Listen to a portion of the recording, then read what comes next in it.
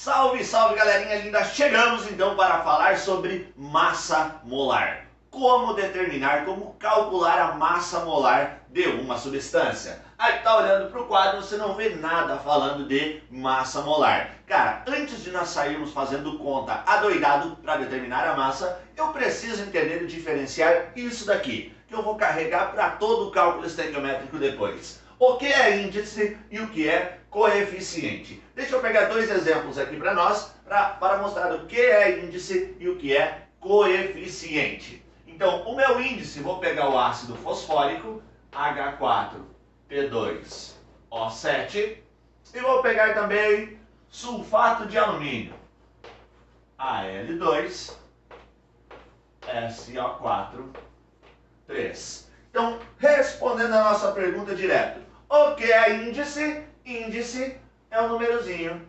pequenininho que está em uma fórmula química. Então, esses numerozinhos pequenos indicam um negócio chamado índice. Fala, tá, mas e para que serve o índice? O índice indica quantos átomos eu tenho presentes na minha fórmula.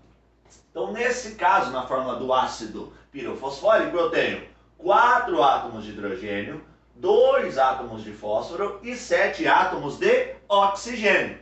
Olhando para a fórmula do sulfato de alumínio, cara, eu já sei que os números pequenininhos são os índices. Esse grandão que está aqui na frente, cara, então, se o pequenininho é índice, eu só tenho a possibilidade de ser índice ou coeficiente, o número grandão que está na frente, ele mostra para mim o meu coeficiente estequiométrico. Isso assusta, certo? Mas vai com calma. O meu coeficiente diz para mim quantos mols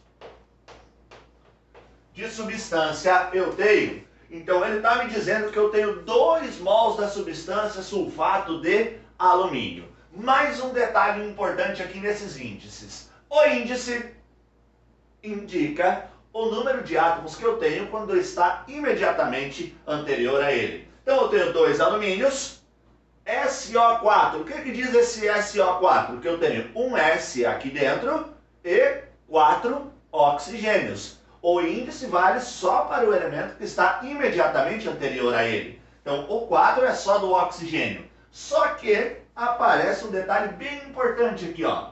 Um parênteses na minha fórmula e um 3 no lado de fora. Então eu tenho 2 índices, um 4 e um 3. Cara, esse 3, ele vale para todo mundo que estiver dentro do parênteses. Então ele vale para o enxofre e vale para o oxigênio também. Então vamos aplicar isso daqui, calcular a massa molar desse cara e entender aplicando já esse índice aqui para dentro, beleza? E vamos calcular a massa molar dessa substância.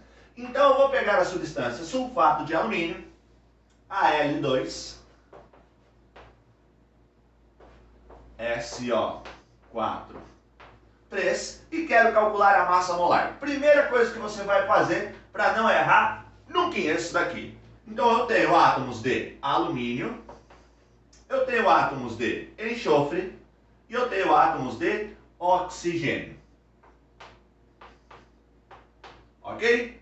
E ainda de quebra, para não perder, eu tenho o coeficiente 2 aqui na frente. Beleza? Então eu vou olhar primeiro só para a fórmula. Eu vou olhar só para a fórmula. Depois eu vou me preocupar com o meu coeficiente, que vai representar o número de mols. Beleza? Vou olhar para a fórmula e identificar quantos átomos eu tenho de cada um deles aqui da fórmula. Beleza? Então do alumínio eu tenho 2, porque Al2. Então o alumínio eu tenho 2. O 3, lembra? Ele vale para todo mundo. Então, aqui o índice do enxofre, quando não aparece nada, é 1. Então, o 3 multiplica o enxofre. Então, eu tenho 3 enxofre e esse 3 também multiplica o oxigênio. Só que eu já tenho 4 oxigênios aqui dentro. Então, esse 4 vai ser multiplicado pelo 3. Então, 3 vezes 4, eu tenho 12 átomos de oxigênio. Outra maneira de eu enxergar isso daqui, eu vou estar fazendo no final também, beleza? Então eu quero calcular a massa molar. Para calcular a massa molar, eu preciso da massa do elemento. Vou brincar de Deus agora e adivinhar? Não, eu vou pegar a tabela periódica. Tabela periódica é um instrumento de consulta na química, então eu tenho que saber usar a tabela periódica. E de lá eu vou tirar o valor da massa de cada um dos átomos que estão envolvidos. Então, olhando na tabela periódica esse valor, eu sei que a massa do alumínio é de aproximadamente 27 gramas. A massa do enxofre, se eu for olhar, representa 32 gramas, tudo em valores aproximados e depende muito de tabela, gente, ok? Depende muito de tabela. Tem tabela que dá um valorzinho um pouquinho a mais, outra um pouquinho a menos, certo? Depende muito do referencial. Por isso que quando você vai fazer um vestibular, ele te dá o valor da massa ou te dá uma tabela que é única para todos, para ninguém pegar valor diferente, ok? Então, usa aquilo que está sendo fornecido para você usar.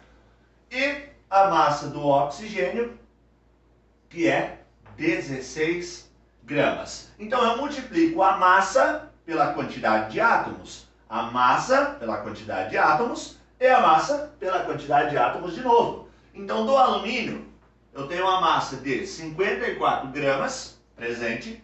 Do enxofre, eu tenho uma massa de 96 gramas nessa minha substância sulfato de alumínio. E do oxigênio, eu tenho 160 mais 32, 192 gramas. Certo? Se você der 160 mais 32, 192 gramas. Totalizando, então agora eu vou fazer o que para chegar na massa da substância? Eu vou somar a massa de todos os átomos envolvidos. Então o alumínio representou 54 gramas, o enxofre representou 96 gramas e o oxigênio representou 192 gramas. Isso dá um total de 342 gramas. Cara, eu estou calculando a massa de quem? Do Al2SO4 3. Então eu vou escrever que eu estou calculando a massa em gramas para 1 mol de substância. A massa em gramas me dá a massa molar, me dá a massa em mol. Então eu tenho 342 gramas a massa molar, beleza? Então eu posso tirar isso daqui e entender o que está escrito aqui. O que eu preciso é entender o que está escrito nessa fórmula. Então essa fórmula está me dizendo o seguinte, ó, que em 342 gramas de sulfato de alumínio, eu tenho 1 mol. Mas eu tenho um coeficiente aqui na frente, ó. E esse coeficiente é 2. E o coeficiente representa o que para mim?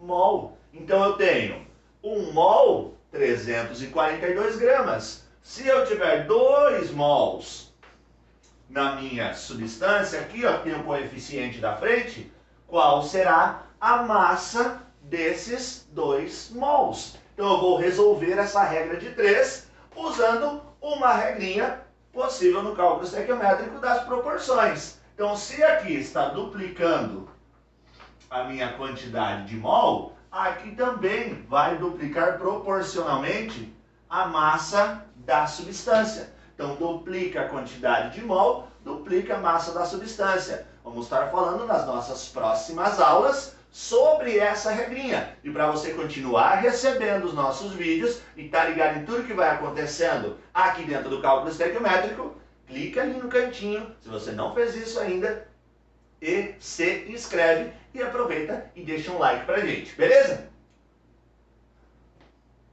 Não estou em silêncio não, só estou esperando aqui para você se inscrever. E isso, dá tempo de clicar lá, se inscrever e deixar um likezinho para nós.